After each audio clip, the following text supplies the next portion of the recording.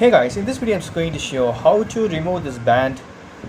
Okay, so for that, right, you can see the small button here. Small button is there. Just you need to press this button and you need to remove that. You can easily remove that. So you need to press this button, small button. For top also same, press this small button and remove this. Simple. And to place it, it's very easy. To remove that, you need to press this button. You need to press this.